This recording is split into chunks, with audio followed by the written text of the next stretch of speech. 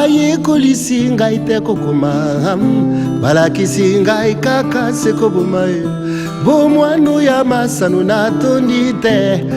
Merci d'abord pour cette opportunité de nous donner de parler sur la chose publique. Moi, je pense que les théories des sciences politiques démontrent que la politique est dynamique. On ne peut pas condamner le président de la République à une fixité et sans savoir les aléas qui entrent en ligne de compte pour faire évoluer sa position. Et parmi les aléas, je peux prendre d'abord la signature de l'accord qui est en préparation entre les États-Unis et la République démocratique du Congo sur l'exploitation des minerais rares. Et comme vous le savez, une partie de ces minerais, c'est au Katanga, qui a déjà signé des contrats avec les Chinois, et une autre, c'est dans le Kivu, qui est sous occupation. Et maintenant, comment les Américains vont vraiment exploiter ces minéraux-là dans une zone occupée? Et peut-être c'est de la stratégie du président de la République de faire profil bas pour que ses partenaires américains entrent en contact avec les minéraux-là pour les bénéfices de la République. Et du coup, en relation internationale, la négociation n'est pas une mauvaise chose.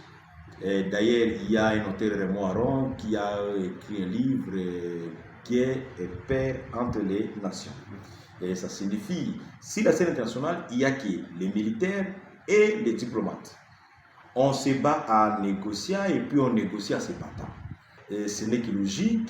Et si cette fois-ci, on négocie directement avec le M23, et je suis sûr qu'en négociant directement avec le M23, cela va nécessairement impliquer aussi la participation du Rwanda, qui est leur soutien matériel, financier et tout, dans cette table de négociation pour résoudre définitivement cette question.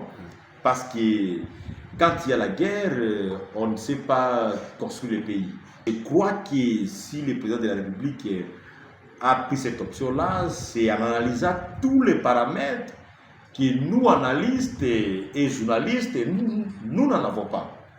Et peut-être au moment opportun, le président pouvait communiquer sur les motivations du changement de sa position.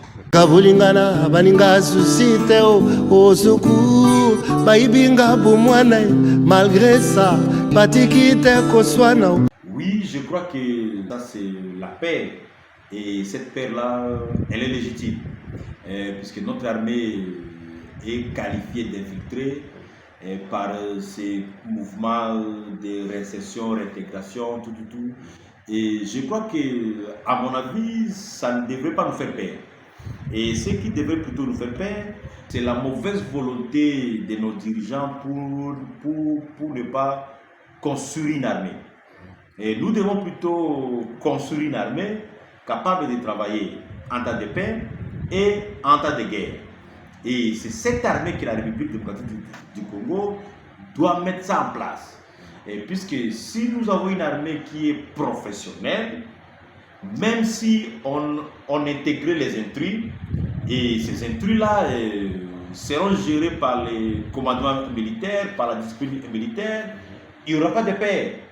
Mais cette paix légitime que les citoyens congolais sont en train de présenter, le vrai problème, c'est sur la question de la construction de l'armée.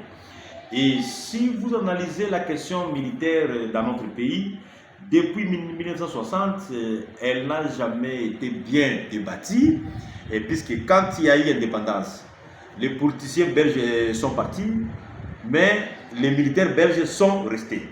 D'ailleurs, Janssen avait dit avant l'indépendance égale après l'indépendance. Parce que selon les militaires congolais, ils pensaient qu'ils auront aussi des titres comme les politiciens ont obtenu des titres. Or, Janssen disait non, dans l'armée, c'est pas ça. Nous arrivons à la rébellion de 97. La question de l'armée n'a pas été débattue. Sun City, la question de l'armée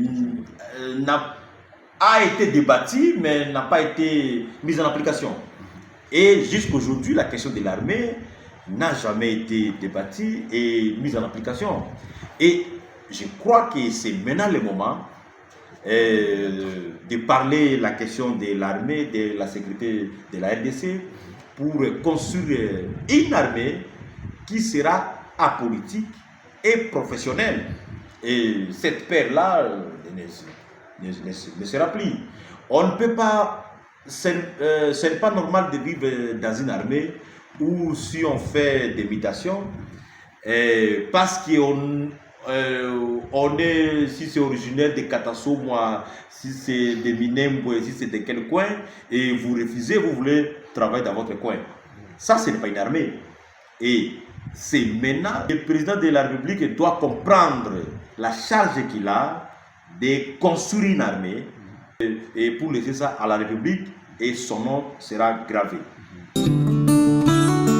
Moboti nini yango oya kondima ye oya ye mwana asekana na moto la guerre commence oyo biso tondima. Je crois que la guerre n'est pas une bonne chose, mais la guerre c'est un fait social, la guerre c'est un fait politique et on ne fait pas de guerre sans mort d'homme. Et puis il y a la gestion de la guerre et la gestion de la guerre passe par la négociation. Et nous ne pouvons pas condamner pourquoi on négocie aujourd'hui et on n'avait pas négocié hier. Il y a, comme j'avais parlé ici tantôt, il y a des dynamiques qui entrent en ligne de compte, peut-être que nous ne voyons pas. Et c'est le président de la République et à lui seul qui a cette charge-là de donner l'orientation de la politique étrangère et des autres politiques publiques. La batoye usuku baibinga pour mwana malgré ça batikite koswana pire encore bitumba tukendike asalela biso lokola bouclier humain yo